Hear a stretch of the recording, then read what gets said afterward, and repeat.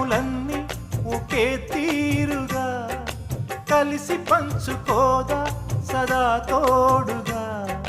కలిసి రాని కాలం వెలే వేసిన విడిచిపోని బంధం తనై ఉండదా. సహధర్మచారిణి సరిలేని వరమని సత్యాన్ని కనలేని నాడు మూడుగా మిగలడా పురుషుడు.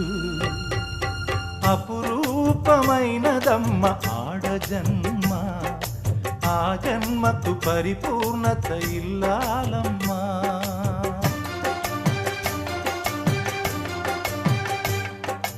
అపురూపమైనదమ్మ ఆడజన్మ, ఆ జన్మకు పరిపూర్ణత ఇల్లాలమ్మా.